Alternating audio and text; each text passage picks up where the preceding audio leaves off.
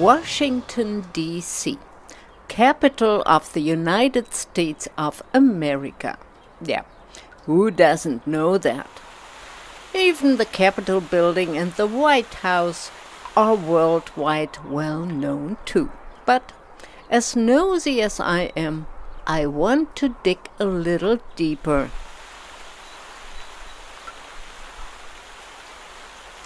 Let's see what else I will find out about the USA.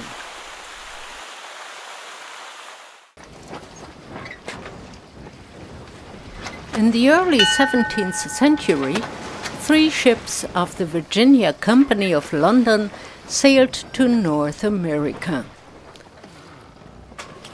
Empowered by royal charter of King James I to establish a permanent English colony.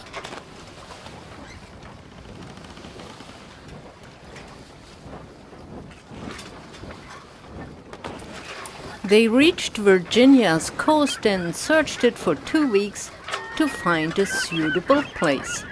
Then, finally, on May 13th in 1607, they set foot on a piece of land beside the James River, and immediately began the next day with the construction of the first English settlers' colony of North America.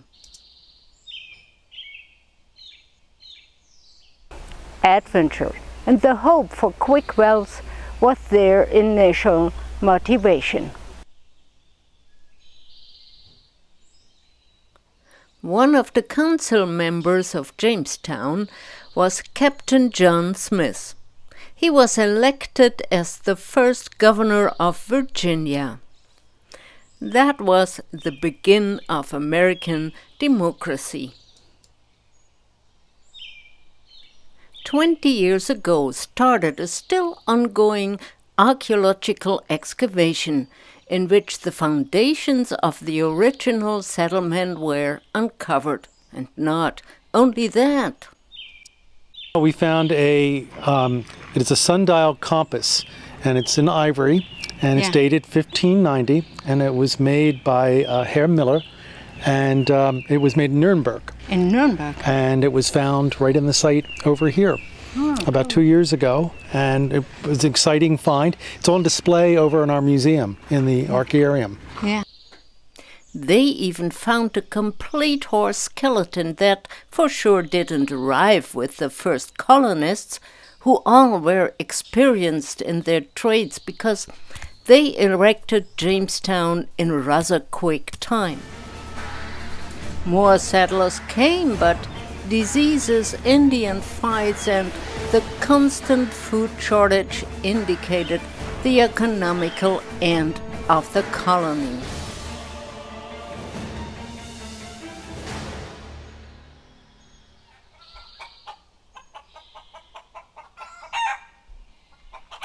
It all changed to good after the arrival of John Rolfe, who experimented with tobacco plants that he cultivated and finally got, yes, the brand Virginia.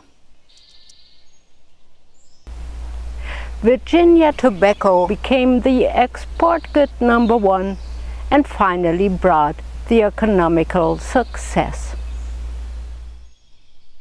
John Rolfe was the lucky one too, because he was allowed to get married to the beautiful Indian princess Pocahontas. We just celebrated the 400th anniversary of the marriage of Pocahontas to John Rolfe. She was married right on this site, about maybe 50 feet from where we're standing. We can document that. And we had 3 weddings that day. We made sure she was married. We reenacted it. And for the first time in generations, we had a young woman who was actually a Native American from the Pamunkey tribe portray Pocahontas. You think it was a love marriage or just... I think it was. I think, you know, like marriages of the day, you got to know your spouse, perhaps, and then the love developed, and they did have a child. Unfortunately, they left here and went back to England, where she was a celebrity. She met the king, and they were coming back to Virginia, and on the way back, she contracted some kind of disease and died in Gravesend on the Thames River in England and is buried there. And right now they're trying to find the grave because the graveyard has been moved around quite a bit. Oh, I see. Yeah, she's very well known. Extremely well known. Yeah. 13 years after the founding of Jamestown, the Pilgrims were on their way to Virginia on the Mayflower.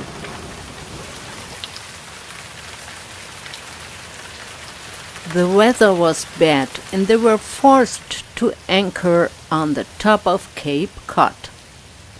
It was impossible for them to continue to Virginia this November 1620. With their shallop, they explored the Cape Cod coast. They had to find another anchorage because where they were now, there was no sweet water. Finally, they decided to anchor here at Plymouth Rock, what today is in Massachusetts, and build their new colony. The problem was that they had only a permission to settle in Virginia. Still anchoring at Cape Cod, they set up the Mayflower Compact, which was the first written constitution in America. A compact about a civil government based on majority rule, dated November 11th, 1620.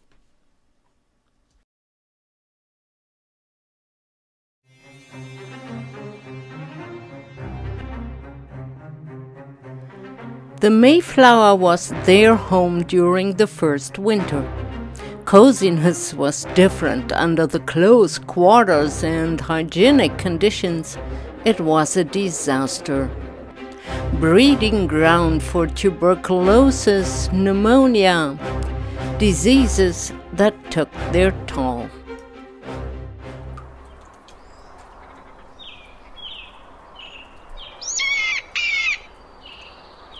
Only half of the original 102 Mayflower passengers survived, and mainly just because they got support from the Wampanoag Indians, who became friends with the Pilgrims.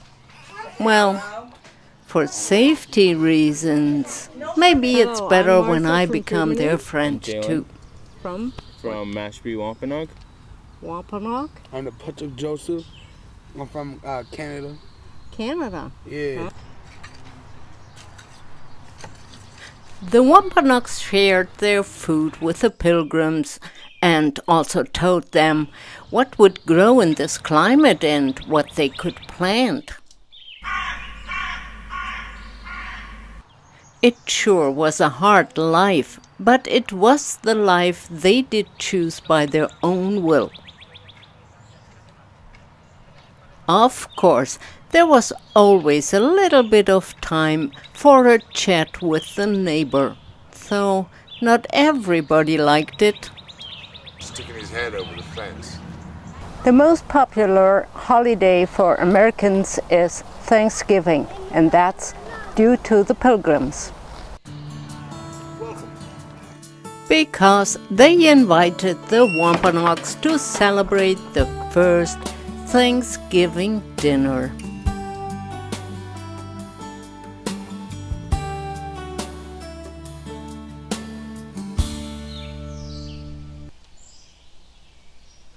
Oh, a broom to fly with. By the way, flying a broom, witchcraft, is a sad chapter of New England. In 1692, the daughter of Reverend Paris from Salem, Massachusetts, became very sick. Her doctor couldn't help her and diagnosed finally she is bewitched. The hard living conditions made it easy for the religious fanatics to believe in witchcraft, and people possessed by the devil. One witchcraft trial followed another. 150 men and women were accused of witchcraft. 19 sentenced to death and hanged. Nobody knows where they are buried, because it was forbidden to bury witches in the cemetery. To remember the innocent poor souls, their names are carved in memorial stones. Here, in which city? Salem, Massachusetts.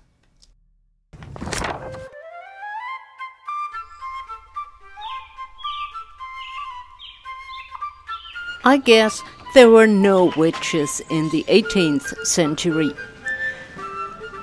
But now there were 13 English colonies, a British empire of the New World that they had to manage.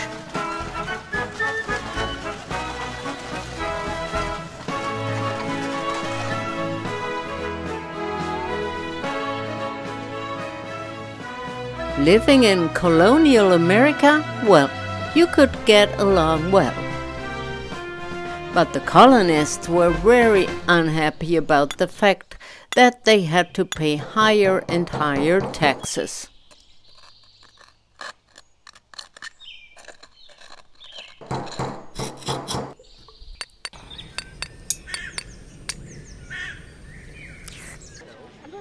The freedom-loving Americans didn't like it at all to pay so much tax for the far-away living King of England.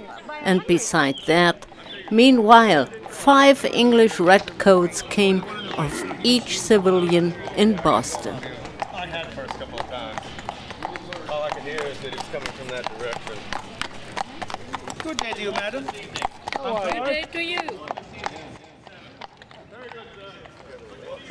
The colonists were very dissatisfied, and wherever people gathered, discussions were going on about all the taxes going to England, instead of remaining and spend on the colony's economy that they could prosper, and not to finance the wars of King George.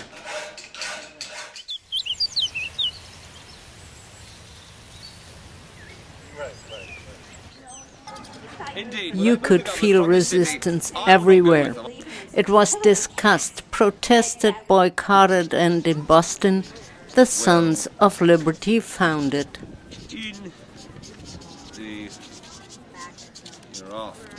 1773, the protest's peak was reached in Boston when the English governor stopped 3 cargo ships from unloading their freight, mostly tea, into the harbor of Boston before the again high increased tea tax was paid. Enough is enough, and the Sons of Liberty, disguised as Indians, boarded the ships and destroyed the entire shipment of tea by throwing it into the harbor of Boston. The beginning of the American Revolution.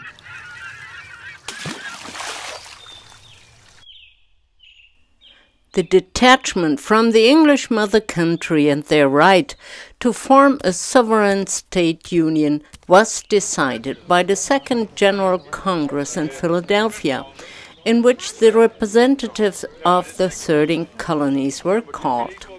Proclaimed July 4th, 1776, with the Declaration of Independence.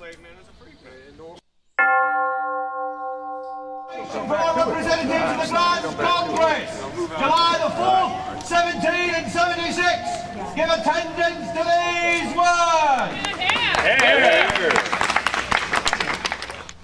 We hold these truths to be self-evident, that all men are created equal, that they are endowed by their Creator with certain unalienable rights, that among these are life, liberty, and the pursuit of happiness. We mutually pledge to each other our lives, our fortunes, and our sacred honor. May God bless these United States!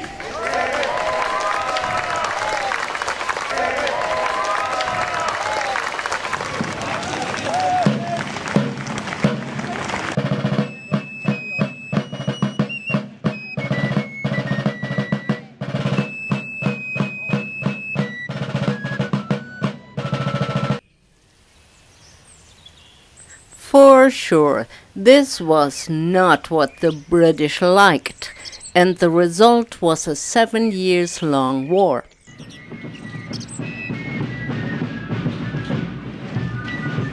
Commander of the American Army was General George Washington. I know that it is never easy for a city to host an army, and this one has done so on previous occasions.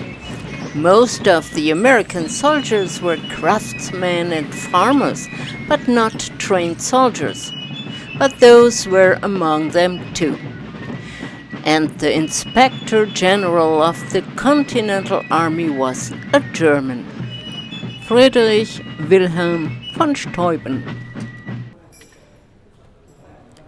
The gunsmiths had no reason to complain about having not enough work at this time. The Continental Army had to be good equipped to beat the British under their commander, Lord Charles Cornwallis.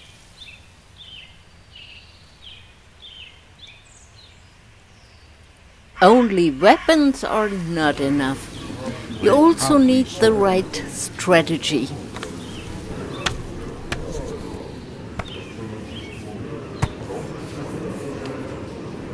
It happened here on the battlefield of Yorktown, 1781, when the last battle in the Independence War took place. Whoops. Huh? They are still firing. Wonder who that was. Ah, Cornwallis.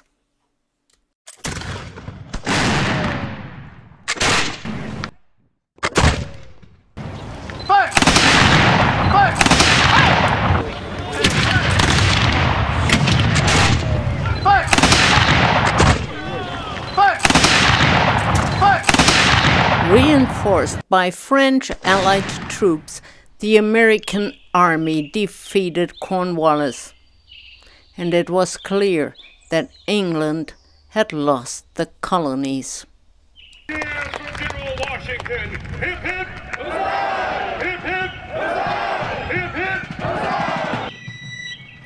1783, when the Treaty of Paris was signed, the American Revolution ended.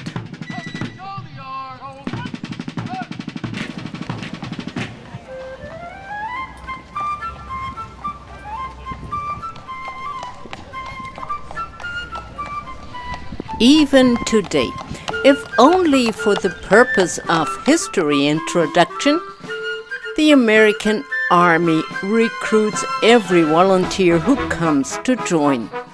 And all this can be experienced here in Williamsburg, Virginia, better and more impressive than it can be provided in any classroom in the world.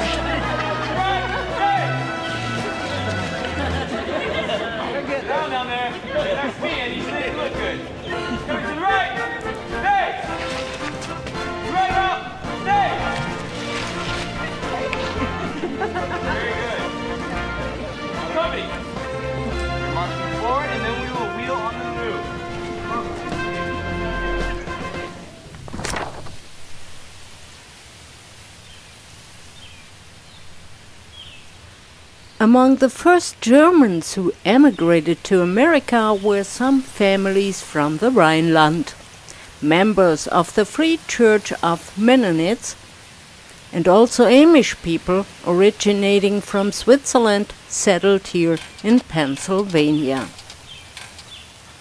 Both groups mainly work and live as farmers, while the Amish have more strict religious restrictions and are against any automated mobility.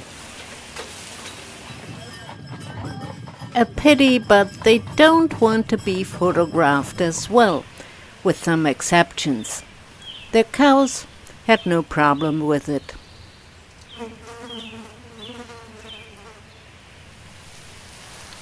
Mondays is wash day in Lancaster County, and it seems that solar power is allowed.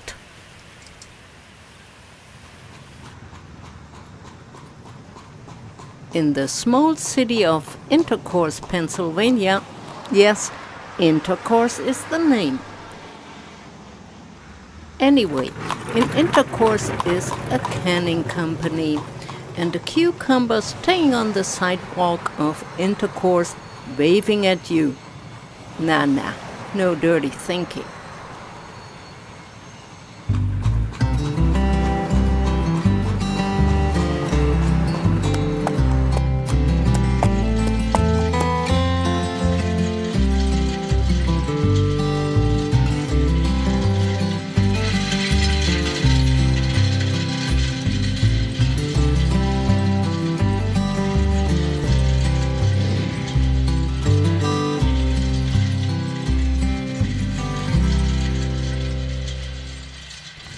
Philadelphia's Independence Hall was the principal meeting place of the Second Continental Congress, and here the Declaration of Independence was proclaimed. But what symbolizes the freedom best is the famous Liberty Bell. The bell's inscription is, "Proclaim liberty throughout all the land unto all the inhabitants thereof." Yeah, it has a crack, but maybe that shows how precious and fragile freedom is, how quickly it can be lost, and that it's worth fighting for. Philadelphia was the capital city of the United States of America for about 10 years. 1781, another Congress began here in Philadelphia with the task to set up a federal constitution, which was urgently needed. A big piece of work, because not always did all the representatives of the 13 states agree. The North was against slavery, the South wasn't at all. Somehow they managed the pros and cons of slavery and left the decision to each single state without even mentioning the word slave or slavery in the Constitution itself.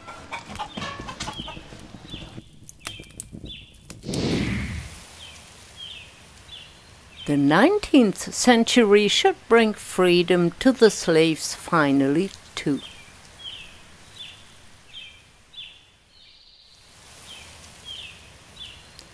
The conflicts between the industrialized North and the cotton-producing Southern states were getting bigger, especially in the question of slavery.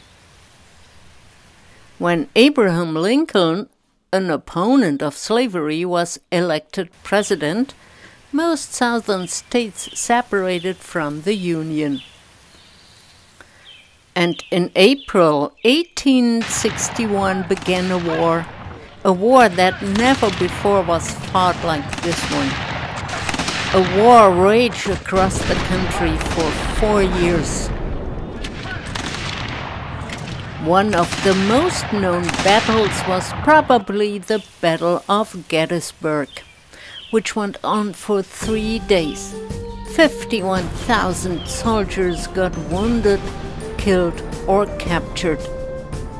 569 tons of ammunition fired. Yeah, that could be difficult. The Gettysburg battle was the turn in this war in favor of the North.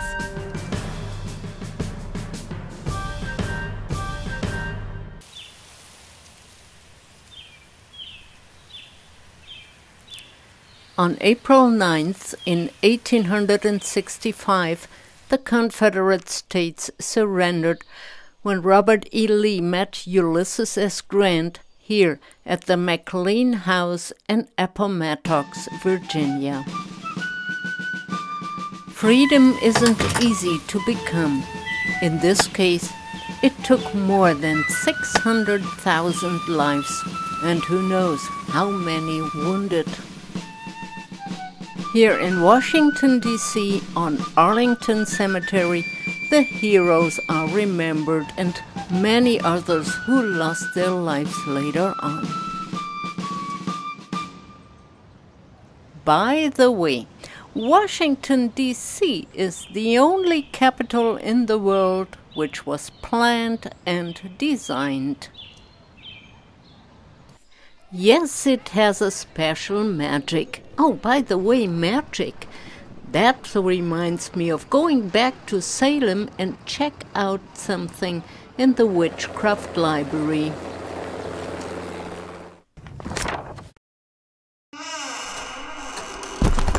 Ouch! Oops! Ah, here are the books. Got it. Now I gotta get out of here. I just noticed that in the witch's library there's one book missing. Is anybody behind me?